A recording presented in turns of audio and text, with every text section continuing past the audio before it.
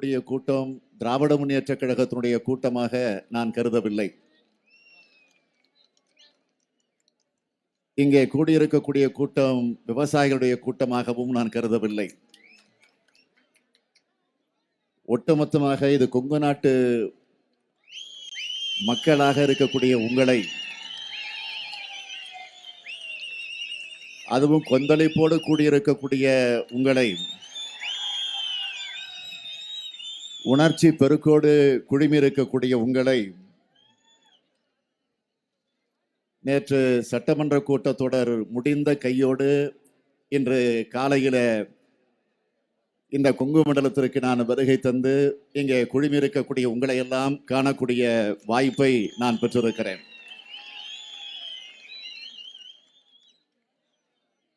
நீங்கள் எல்லாம் திராவிட முன்னேற்ற கழகத்தின் மீது ஒரு நம்பிக்கையை வைத்திருக்கிறீர்கள். இன்னும் சொல்ல வேண்டும் என்று சொன்னால், நம்மை வழிநடத்தக்கூடிய நம்முடைய தலைவர் கலைஞர் அவர்கள் மீது அசைக்க முடியாத நம்பிக்கையை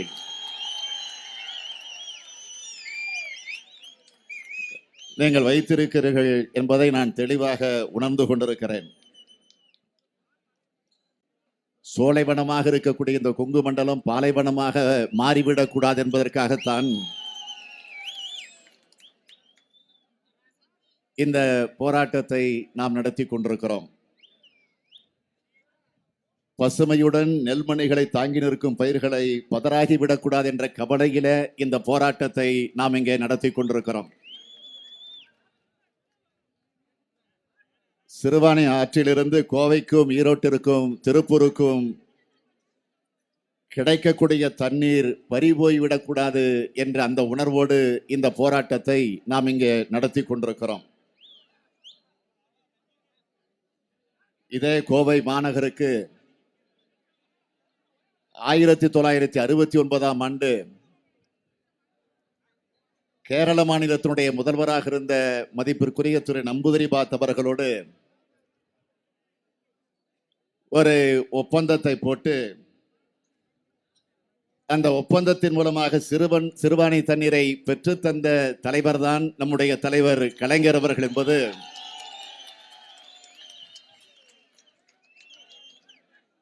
உங்களுக்கெல்லாம் நன்றாக தெரியும். தலைவர் கலைஞர் அவர்கள் இந்த தமிழகத்தினுடைய முதல்வராக இருந்த வரையில சிறுவாணி ஆற்றின் குறுக்கே அணை கட்டக்கூடிய முயற்சிக்கு ஒரு சிறு குண்டுமணி அளவிற்கு கூட நாம் இடம் கொடுக்கவில்லை என்பதை நான் இங்கே அழுத்தம் திருத்தமாக உங்களிடத்தில் குறிப்பிட்டு காட்ட விரும்புகிறேன். சிறுவாணி ஆற்றை பொறுத்தவரை நாம் கீழே அமைந்திருக்கக்கூடிய மாநிலம் நம்முடைய அனுமதி இல்லாமல், நம்முடைய கருத்தை கேட்காமல் சிறுவாணி அணையினுடைய குறுக்கே அட்டப்பாடி குடிநீர் திட்டத்தை நிச்சயமாக கொண்டு வர முடியாது. 1982 மத்திய நீர்வள ஆணையம் கேரள அரசினுடைய இந்த திட்டத்திற்கு அனுமதியை மறுத்திருக்கிறது. அப்படி மறுக்கப்பட்ட திட்டத்தை இப்பொழுது மீண்டும் கொண்டு வருவதற்கு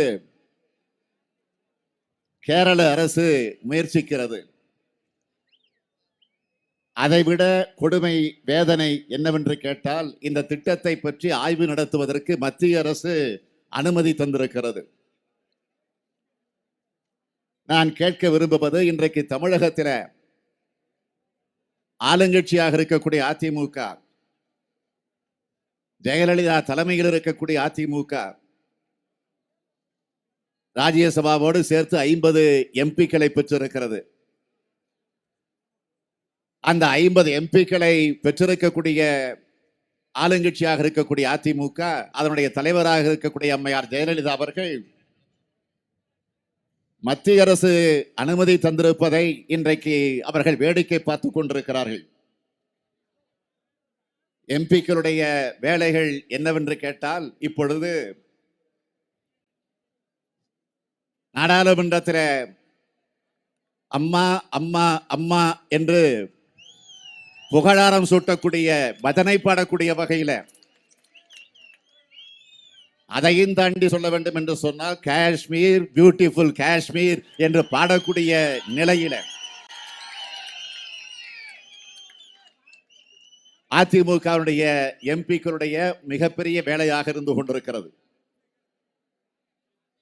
கடந்த 27ஆம் தேதி நான் இதே கொங்கு மண்டலத்தில் அடங்கியிருக்கக்கூடிய நாமக்கல் மாவட்டத்திற்கு வந்திருந்தேன். அப்பொழுது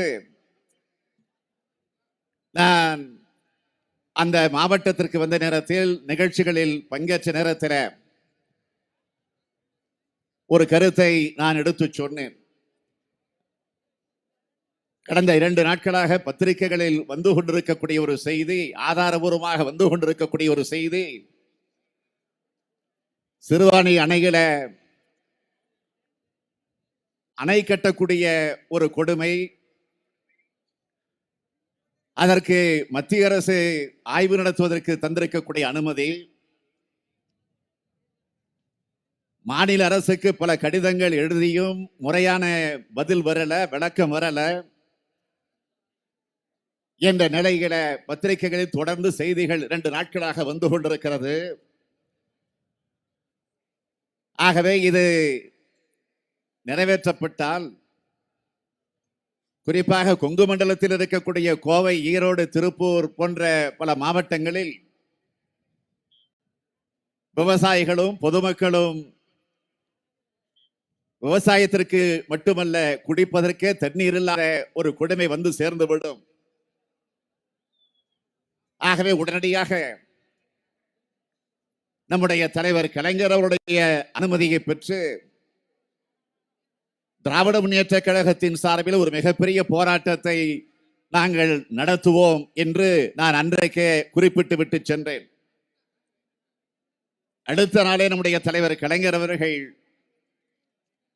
ஒரு அறிவிப்பை வெளியிட்டார்கள்.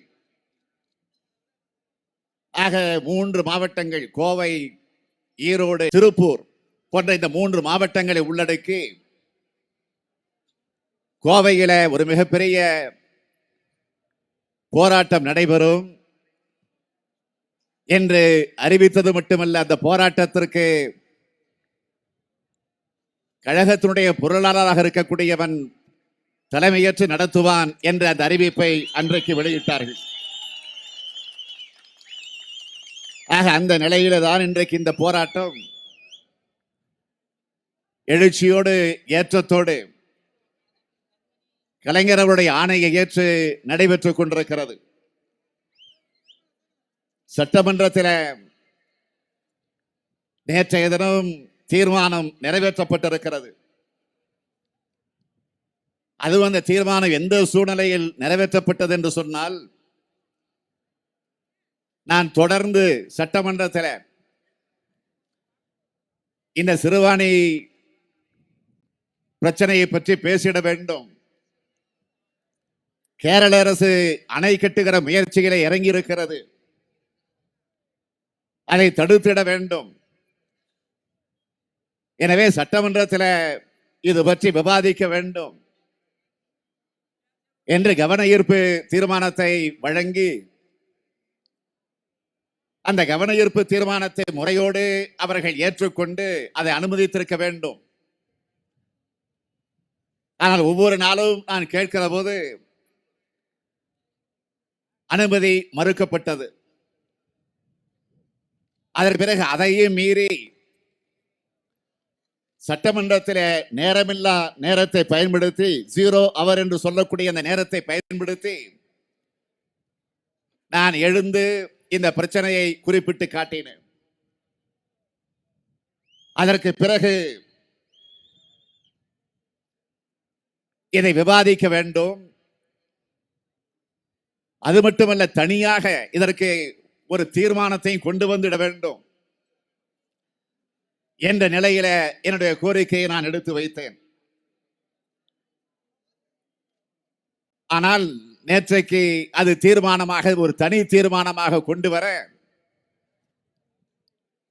அதற்கு பிறகு அது ஏகமனதாக, ஒருமனதாக அந்த தீர்மானம் நிறைவேற்றப்பட்டது.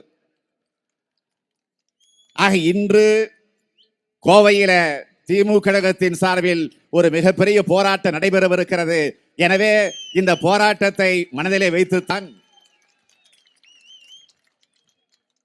இன்றைக்கு தமிழகத்தில் ஆளுகிற ஆட்சி, ஜெயலலிதா தலைமையில் இருக்கக்கூடிய இந்த ஆட்சி தீர்மானத்தை கொண்டு வந்து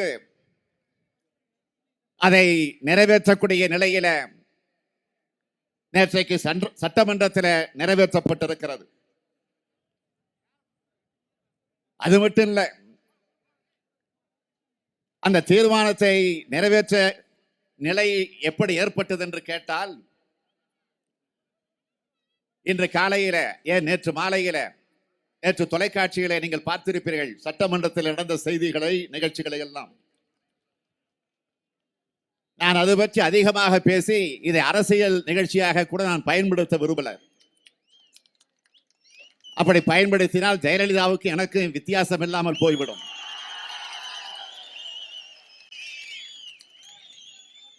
ஏனென்றால் இன்றைக்கு நாம் போராடுவது மக்களுடைய பிரச்சனை, கொங்கு மண்டலத்தில் இருக்கக்கூடிய வாழ்வாதார பிரச்சனை. ஆனால் என்ன சூழ்நிலையில இதை நிறைவேற்றுவதற்கு திமுக கழகம் முன்வந்தது, அதை நீங்கள் புரிந்து கொள்ள வேண்டும் என்பதற்காக நான் குறிப்பிட்டு காட்ட விரும்புவது, நேற்று சட்டமன்ற கூட்டத்தொடருடைய இறுதி நாள். ஆக அந்த நிறைவாக முடிய இருக்கக்கூடிய அந்த கூட்டத்தொடருடைய கடைசி நாளில் எப்பொழுது நிதிநிலை அறிக்கை தாக்கல் செய்யப்பட்டதற்கு பிறகு ஒவ்வொரு மானிய கோரிக்கைகள் தாக்கல் செய்யப்பட்டு விவாதம் நடைபெறும். அதற்கு பிறகு நிறைவாக கடைசியாக எப்பொழுதும் எந்த ஆட்சியாக இருந்தாலும் பொது நிர்வாகம், சட்டமன்றத்தை பற்றி, அமைச்சர்களை பற்றி, பொதுவாக இருக்கக்கூடிய நிலைகளை பற்றி, அரசு ஊழியர்களை பற்றி மானிய கோரிக்கைகள் அங்கு நிறைவேற்றப்படும். அப்படிப்பட்ட நேரத்தில் எதிர்க்கட்சி தலைவர் என்கிற முறையில நேற்றைக்கு நான் பேசக்கூடிய வாய்ப்பினை பெற்றேன். அந்த வாய்ப்பை பெற்று பல பிரச்சனைகளை சட்டமன்றத்தில் எடுத்து சொன்னேன். சில துறைகளில் இருக்கக்கூடிய குறைபாடுகளை சுட்டிக்காட்டினேன். குறிப்பாக இந்த கோவையை சேர்ந்த ஒரு அமைச்சர் இருக்கிறார், உள்ளாட்சி துறையினுடைய அமைச்சர். அவர் பெயர் வேலுமணி. அவர் எப்பொழுதும் முந்திரி கொட்டை போல எழுந்திருப்பார். எந்திரிப்பதிலே வேகமாக எழுந்திருப்பார். உட்காருகிற போது சோர்வோடு உட்காருவார்.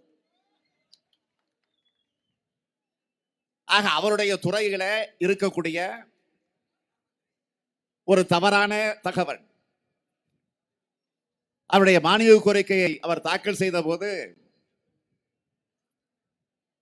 சில அறிவிப்புகளை வெளியிட்டார். அப்படிப்பட்ட அறிவிப்புகளை வெளியிடுகிற போது திருவண்ணாமலையில ஒரு கட்டிடத்தை கட்டுவதற்கு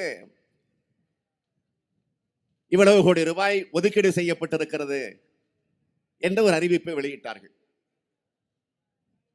ஆனால் உண்மை நிலை என்னவென்றால், அவர் அறிவித்த அறிவிப்பு 2 ஆண்டுக்கு முன்பே அறிவிக்கப்பட்டு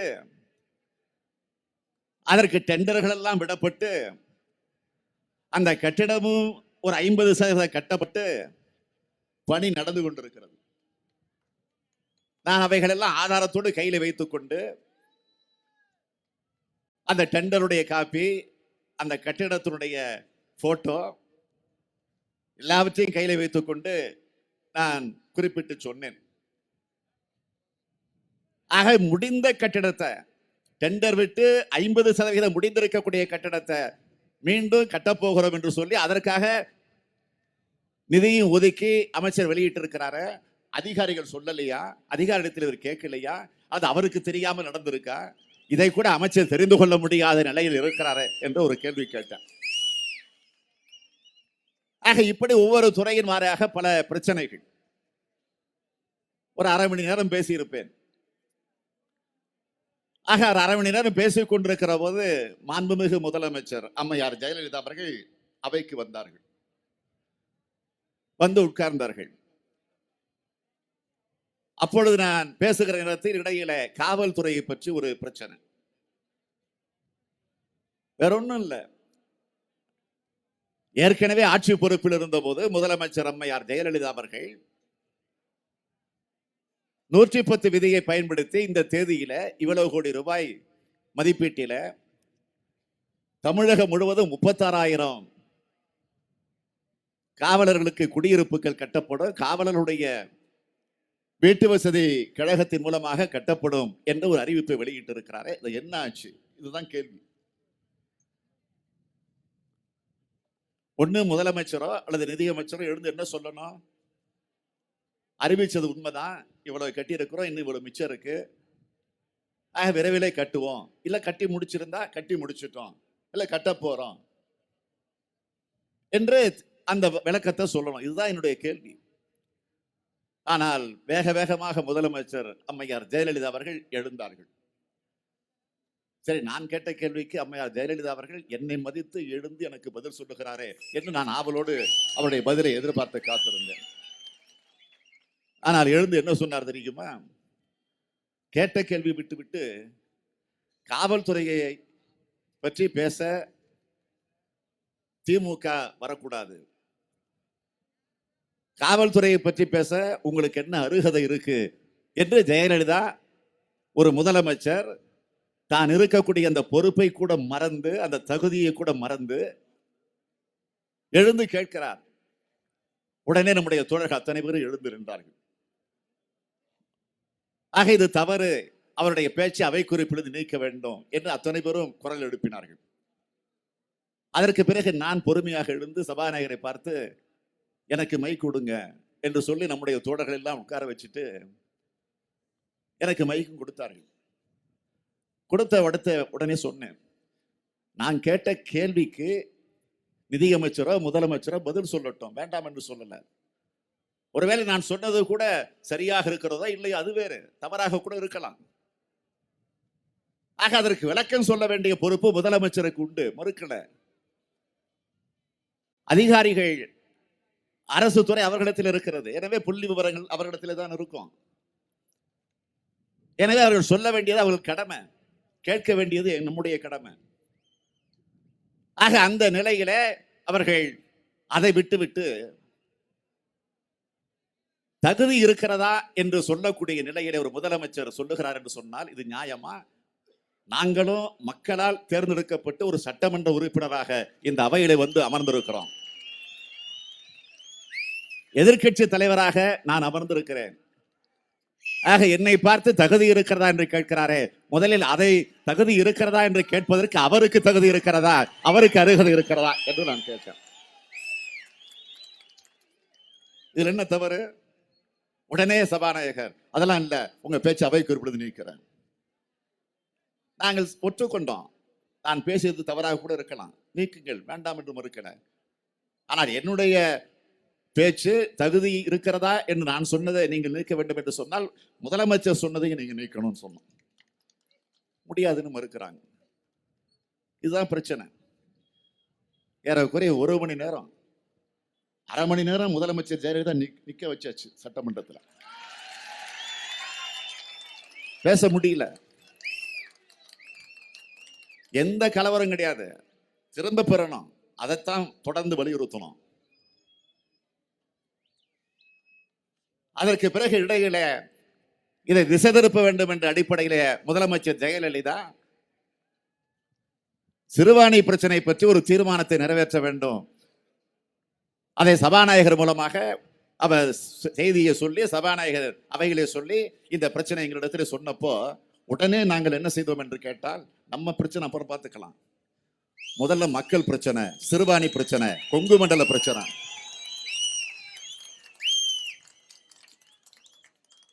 ஆகவே நம்முடைய தொடர்கள் எல்லாம் உட்கார வைத்து விட்டு நாங்கள் அமைதியாக உட்கார்ந்து விட்டோம். அதற்கு பிறகு முதலமைச்சர் ஜெயலலிதா இந்த சிறுவாணியை பற்றி தீர்மானமாக அணை கட்டுவதை கண்டிக்கக்கூடிய வகையில அதை தடுத்து நிறுத்திட வேண்டும் அந்த நிலையில, ஏனென்றால் இந்த கோரிக்கையை நாம் தான் முதலில் சட்டமன்றத்தில் எடுத்து வைத்திருக்கிறோம். தீர்மானமாக கொண்டு வர வேண்டும் என்று கடிதமே கொடுத்திருக்கிறோம். தனி தீர்மானமாக கொண்டு பாருங்கள். ஆகவே இதை அமைதியாக இருந்து நாமும் நிறைவேற்றிட வேண்டும் என்று முடிவு செஞ்சு அதற்கு பிறகு அமைதியாக உட்கார்ந்தோம். முதலமைச்சர் அதற்கு பிறகு இதை படிக்கிறார். அவர் இதை தீர்மானத்தை முன்மொழிந்து படிக்கிறார். அதற்கு பிறகு எல்லா கட்சியினுடைய முன்னணியில் இருக்கக்கூடிய எல்லா கட்சியினுடைய தலைவர்களும் அதை வரவேற்று பேசுகிறார்கள். நம்முடைய கட்சியின் சார்பில் நம்முடைய துணைத் தலைவர் துரைமுருகன் அவர்கள் அதை வரவேற்று பேசுகிற போது மிக தெளிவாக எடுத்து சொன்னார், இதை அரசியல் நோக்கத்தோடு நாங்கள் அணுக மாட்டோம். நமக்கும் அதிமுகவுக்கும் திமுகவுக்கும் எவ்வளவு பிரச்சனைகள் இருக்கலாம், எதிர்கட்சிக்கு ஆளுங்கட்சிக்கு எவ்வளவு விவகாரங்கள் இருக்கலாம், அதெல்லாம் அப்புறம்.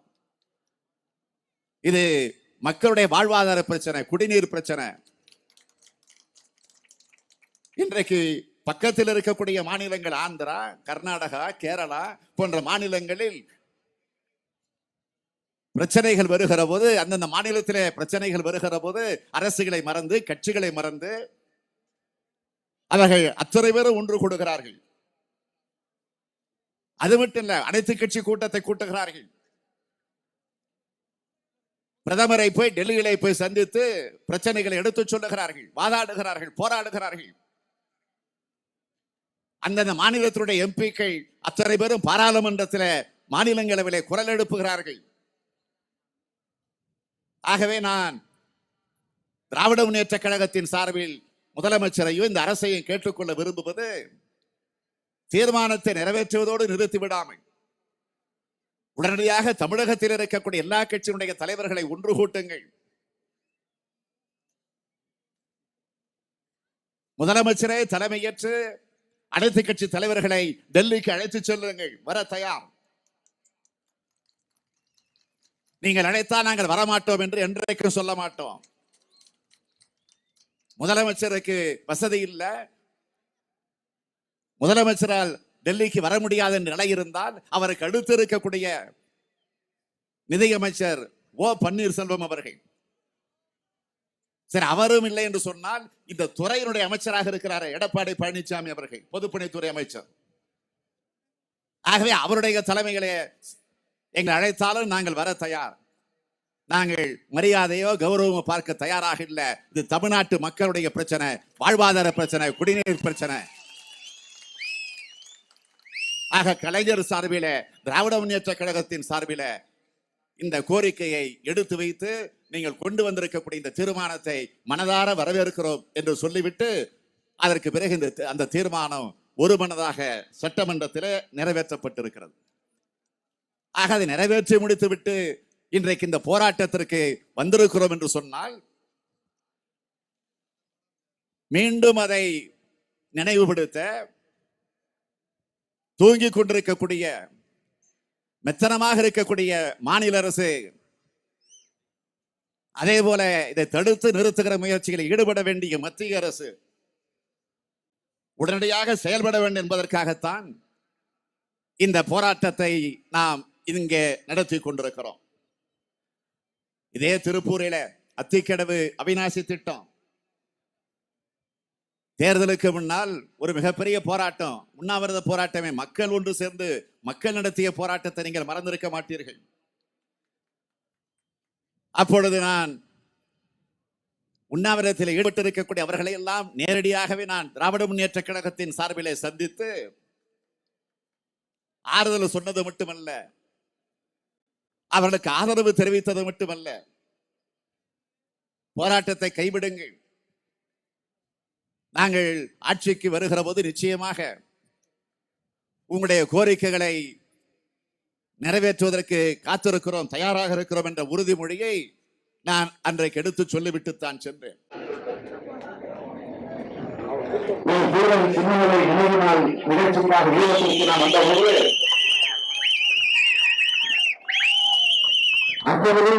நான் இந்த கருத்து எடுத்து சொன்னேன். அடுத்த நாள் சட்டமன்றத்தில் அத்திக்கடவு அவிநாசி திட்டத்தை பற்றி பேசுவதற்கு கவனஈர்ப்பு நான் வந்து அதை பற்றியும் நான் விளக்கமாக சட்டமன்றத்தில் பேசியிருக்கிறேன். ஆளுநர் அதிமுக அரசு நினைத்தால் மாநில அரசுடைய நிதியில் இருந்த அந்த அத்திக்கடை அவிநாசி திட்டத்தை நிச்சயமாக நிறைவேற்ற முடியும். ஆனால் நான் எடுத்து வைத்த கவர்னருக்கு தீர்மானத்திற்கு பதிலளித்த பொதுப்பணித்துறை அமைச்சர்கள் என்ன சொன்னார் என்று கேட்டால், மத்திய அரசிடம் நிதி கேட்டிருக்கிறோம் என்று காலம் தாழ்த்திக் கொண்டிருக்கக்கூடிய நிலையிலே தான் அவருடைய பதில் அமைந்ததை தவிர வேறல்ல. எனவே மாநில உரிமைக்காக என்றைக்கும் திராவிட முன்னேற்ற கழகம் ஆட்சியில் இருந்தாலும் இல்லை என்று சொன்னாலும் குரல் கொடுப்போம் என்பதற்கு எடுத்துக்காட்டாகத்தான் இந்த போராட்டத்தை நாம் நடத்தி கொண்டிருக்கிறோம். ஆக அரசியல் மறந்து இன்றைக்கு தீர்மானங்கள் சட்டமன்றத்தில் எத்தனையோ தீர்மானங்கள் வருகிறது. சில தீர்மானங்கள் எதிர்க்கிறோம். இன்றைக்கு நகராட்சி பேரூராட்சியுடைய தேர்தல் அதை பற்றி ஒரு சட்டம் நிறைவேற்றக்கூடிய நிலை. நேரடியாக நகராட்சி தலைவரை பேரூராட்சி தலைவரை தேர்ந்தெடுக்கிற நிலையை மாற்றி மறைமுகமாக மக்களால் தேர்ந்தெடுக்கப்படக்கூடிய நிலையை மாற்றி கவுன்சிலர்களால் தேர்ந்தெடுக்கப்படக்கூடிய ஒரு தீர்மானம் ஒரு சட்டத்தை கொண்டு வந்தப்போ அதை எதிர்ப்போம். எதிர்த்த நேரத்தில் ஓட்டுநர் விட வேண்டும் என்று கோரிக்கை வச்சோம். பென்ஷன் கேட்டோம் சட்டமன்றத்தில். ஒரு சட்டத்தை சட்டமன்றத்தில் நிறைவேற்றுகிற போது அது ஓட்டெடுப்புக்கு விட வேண்டும் என்று சொன்னால் உடனடியாக ஓட்டெடுப்பிற்கு விட வேண்டிய பொறுப்பு சபாநாயகருக்கு உண்டு. நாங்கள் என்ன செய்வார்கள்? கிடையாது, கிடையாது, குரல் மூலமாக நாங்கள் நிறைவேற்றியிருக்கிறோம் என்று சொல்லி ஒரு சர்வாதிகாரத்தோடு நேற்றைக்கு நிறைவேற்றினார்கள். அதனால்தான் நாங்கள் கண்டிப்பு இந்த தொலைக்காட்சிகளை பார்த்திருப்பீர்கள். அந்த சட்டத்துடைய நகலை சட்டமன்றத்தில் அப்படியே அக்குறை ஆணிகளாக கிழித்து சபாநாயகருக்கு முன்னாலே கொண்டு போய் போட்டுவிட்டு அதை கண்டித்து நாங்கள் வெளியிடப்பட்டிருக்கிறோம். அது ஒரு நிலை. ஆனால் அதே நிலையில எப்படி நேற்றைக்கு சிறுபான்மையை பற்றி தீர்மானம் வந்தபோது மனப்பூர்வமாக அதை ஏற்றுக்கொண்டு வரவேற்று அதற்கு ஆதரவு கொண்டிருக்கிறோம். அதேபோல சமூக உயர்நீதிமன்றத்தினுடைய பெயரை மாற்றி தமிழ்நாடு உயர்நீதிமன்றம் என்று பெயர் சூட்ட தீர்மானம் வந்துச்சு இதே சட்டமன்ற கூட்டத்தொடரில். அப்பொழுதும் அதை மனதார ஏற்றுக்கொண்டு திமுக கழகத்தின் சார்பில் அதை நிறைவேற்றுவதற்கு நாங்கள் துணைகின்றோம். ஆனால் மாநிலங்களோடு இன்றைக்கு நகைகளை பொறுத்த வரைக்கும் எந்த மண்டலையும் வைத்துக் கொள்ள நிலையில அது இல்லை. இதை நான் சொல்லுகிற காரணத்தால் அவங்க சொல்லலாம், நாங்கள் நீதிமன்றத்திற்கு சென்று வந்தோம் என்று. நீதிமன்றத்திற்கு செல்வது என்பது சட்டப்படி நியாயப்படி நீதிமன்றத்துடைய தீர்ப்பு வருகிறவரையே காத்திருக்க வேண்டிய ஒரு சூழ்நிலை. எனவே நீதிமன்றத்திற்கு சொல்லக்கூடாது என்று திமுக இன்றைக்கு சொன்னது கிடையாது. நியாயத்தை பெற்ற நீதிமன்றத்திற்கு சென்றாக வேண்டும். எத்தனையோ முறை திமுக ஆட்சியில் இருந்தப்போ நாமும் சென்றிருக்கிறோம். அது என்னதான் நீதிமன்றத்திற்கு சென்று வந்தாலும் அண்டை மாநிலங்களில் இருக்கக்கூடிய பிரச்சனைகள் என்று வருகிறது. தலைவர் கலைஞர் அவர்கள் ஆட்சி பொறுப்பு இருந்தப்போ அந்தந்த மாநிலத்தினுடைய முதலமைச்சர்களை ஒரு நல்லுறவை வைத்துக் கொண்டு அவரோடு தொடர்பு வைத்துக் கொண்டு அவர்களை நேற்று நேரடியாக சந்தித்து அதில் அவர்களை தமிழகத்தில் பெற வைத்து நேரடியாக சந்தித்து அப்படி ஒரு நட்புறவை ஏற்படுத்தி வைத்திருந்தார். நான் கேட்கிறேன், இந்த முறையில நாகரிக பிரச்சனை வந்திருக்கு, முல்லைப்பெரியார் பிரச்சனை வந்திருக்கு, இப்ப சிறுபான்மை பிரச்சனை வந்திருக்கு. இந்த வரையில சம்பந்தப்பட்டிருக்கக்கூடிய மாநிலத்துடைய முதலமைச்சராக இருக்கக்கூடிய ஜெயலலிதா தொடர்ந்து இருந்து இன்றைக்காவது தொலைபேசிகளோ நேரடியாக பேசியிருக்கிறாரா? அதற்கான தமிழகத்தில் இருக்கக்கூடிய கட்சியுடைய தலைவர்களாவது அழைத்து பேசியிருக்கிறாரா? தொடர்ந்து விவசாய பிரமுகர்கள் பல்வேறு அமைப்புகளை சார்ந்திருக்கக்கூடியவர்கள் பல போராட்ட களங்களை நடத்தியிருக்கிறார்கள். முதலமைச்சர் போராட்டத்தை நடத்தியிருக்கிறார்கள். முதலமைச்சரை சந்திக்க வேண்டும் என்று நேரம் கேட்கிறதெல்லாம் இன்றைக்காக அவருக்கு நேரம் கொடுக்கப்பட்டிருக்கிறதா? அது அவர்களாவது அந்த பிரிவுகளை அழைத்து இதுவரையில் பேசியிருந்தா கிடையாது. ஆகவேதான் நான் இந்த போராட்டத்தின் மூலமாக இந்த அரசுக்கு அனுமதித்து அதை சுட்டிக்காட்டக்கூடிய நிலையில இந்த போராட்டத்தை நடத்திக் கொண்டிருக்கிறோம். ஒரு பக்கம் முல்லைப்பெரியாறு பிரச்சனை, சிறுவனை அமைக்கக்கூடிய பிரச்சனை, கொள்கை மண்டலத்திற்கும் தென்மாவட்டத்திற்கும் தொடர்ந்து அச்சுறுத்தல் இருந்து கொண்டிருக்கக்கூடிய நிலை. இது ஒரு பக்கம் இருக்கிறது என்று சொன்னால் மேகதாது புதிய அமைக்கப்படக்கூடிய முயற்சியில கர்நாடக அரசு ஈடுபட்டிருக்கிறது. அதையும் தடுத்து நிறுத்த இன்றைக்கு ஜெயலலிதா தவறிக் கொண்டிருக்கிறார். அதில் தமிழகத்தில் இருக்கக்கூடிய வடமாவட்ட பகுதிகள் பாராட்டு பிரச்சனை. ஆக அந்த பிரச்சனையை இன்றைக்கு ஆந்திர அரசு வலியுறுத்திக் கொண்டு இன்றைக்கு அந்த பகுதியிலே அவர் ஈடுபட்டிருக்கிறார்கள். அதையும் இந்த ஆட்சி தடுத்து நிறுத்துகிற முயற்சி ஈடுபடுகிறாரா? அதை பற்றி எல்லாம் ஜெயலலிதா கவலைப்படுகிறார். ஜெயலலிதா இன்றைக்கு ஆட்சி செய்து கொண்டிருப்பது எதற்காக தெரியுமா? அவருடைய சுயநலத்திற்காக. அவரோடு இருக்கக்கூடிய அந்த குடும்பத்தினுடைய நலனுக்காக, அவருக்கு அவ்வப்போது வசூல் செய்து கொண்டிருக்கக்கூடிய அமைச்சர்களுக்காக ஒரு ஆட்சி பொறுப்பிட இன்றைக்கு ஜெயலலிதா இருக்கிறாரே தவிர வேற அல்ல. இன்று காலையிலே கூட நம்முடைய தலைவர் கலைஞர் அவர்கள் முரசொலியில மிக தெளிவாக குறிப்பிட்டு காட்டி இருக்கிறாரு. இதே ஜெயலலிதா தன்னுடைய சொத்து குவிப்பு வழக்கு அதற்காக எத்தனை முறை தடை உச்ச நீதிமன்றத்திற்கு சென்று தடை உத்தரவை பெற்றார்.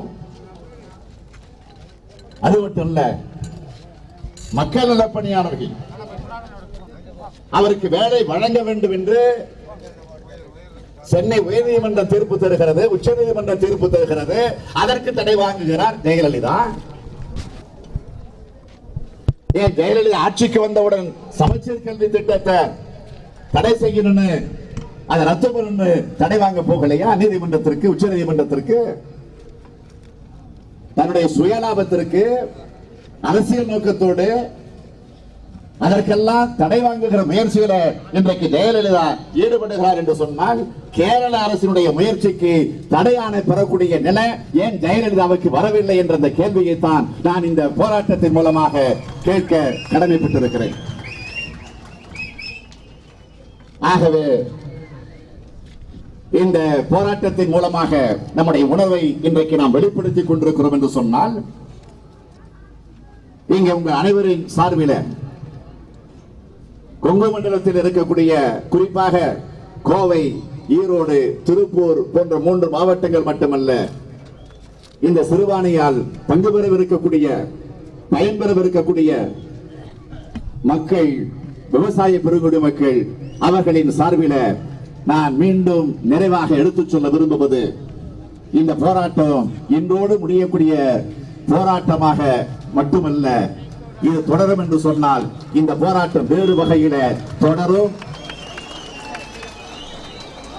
அந்த சூழ்நிலையை உருவாக்காத நிலையில உடனடியாக மத்திய அரசு இதில் தலையிட வேண்டும்.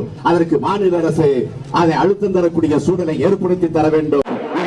ஒரு எச்சரிக்கையாக திராவிட முன்னேற்ற கழகத்தின் சார்பில், தலைவர் கலைஞர் அவர்களின் சார்பில், இந்த நிகழ்ச்சியை கலந்து கொண்டிருக்கிற அனைவரின் சார்பில் எங்கள் எச்சரிக்கையாக வாய்ப்புக்கு நன்றி. என் உறவு நிறைவு செய்கிறேன். நன்றி.